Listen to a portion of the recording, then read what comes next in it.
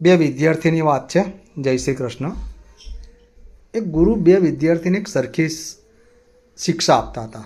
શિક્ષા એટલે ભણતર નહીં, જનરલ નોલેજ, દુનિયાનું નોલેજ બધું એક સરખું જ બે વિદ્યાર્થીને શીખવાડતા હતા। અને વિદ્યાર્થી બેઉ બેસીને હોશિયાર પણ હતા અને સારી રીતે શીખતા પણ હતા। અને વિદ્યાર્થીને જ્યારે શિક્ષાનો અમુક ટાઈમ પૂરો થઈ ગયો એટલે બેઉ વિદ્યાર્થીને અમુક વસ્તુ લઈને વેચવા મોકલે માર્કેટની અંદર। બેઉના અલગ અલગ એરિયાના હોય, એક જ સાથે એક જ જગ્યાએ બેઉને માર્કેટિંગ કરવા મોકલે અને બેઉ વિદ્યાર્થી જાય। વિદ્યાર્થીનું નામ, એકનું નામ રમેશ ને એકનું નામ સુનિલ। બેઉ વિદ્યાર્થી રમેશ અને સુનિલ બેઉ જણા માર્કેટિંગની વસ્તુ વેચવા જાય। માર્કેટમાં જાય, પહેલાં રમેશ બોલે એટલે વસ્તુ ના વેચાય, પછી સુનિલ બોલે એટલે ફટ દઈને વસ્તુ વેચાઈ જાય। આવું થોડાક ટાઈમ સુધી ચાલ્યું એટલે બેઉ જણા આવે ને તો રમેશથી રહેવાયું ના।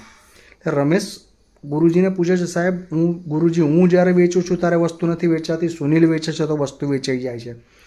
ત્યારે ગુરુજી એક મસ્ત દ્રષ્ટાંત આપે છે કે એક રણ પ્રદેશ હોય છે, એ રણ પ્રદેશમાં એક વ્યક્તિ રણ પ્રસાર કરતો હોય છે અને વચ્ચે કૂવો જુએ છે। કૂવો જુએ છે, તે કૂવામાં પાણી હોય છે અને ડોલ પડેલી હોય છે। પેલો જુએ છે કે ડોલ છે પણ દોરી નથી, શું કરવું? એટલે કંઈ વિચારતો નથી, આગળ જતો રહે છે, કારણ કે નજીક જ ગામ હતું, તઈ જઈને પાણી પી લઈશ એવું વિચારે છે।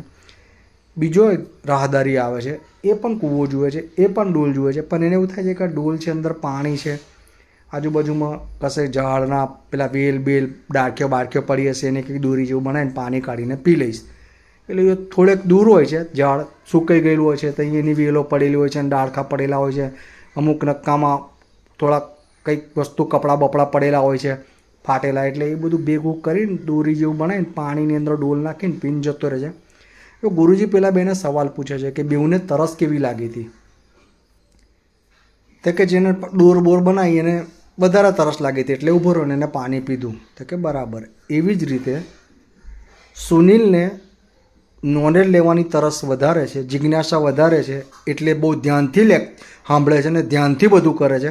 જ્યારે તને શીખવાડતું છે તારું ધ્યાન હોતું નથી। મારો કહેવાનો મતલબ એક જ છે કે જીવનની અંદર કંઈ પણ વસ્તુ પામવી હોય ને, શિક્ષાથી માંડીને કંઈ પણ વસ્તુ, તો ધ્યાન, મન, આત્મા લગાવીને સાંભળશો કે કરશો ને, દરેક ચીજમાં સફળ થશો। સફળતાની ચાવી એક જ છે, દિલથી કામ કરો, આત્માથી કામ કરો, મનથી કામ કરો અને એકદમ એકરૂપ થઈને શીખો વસ્તુ।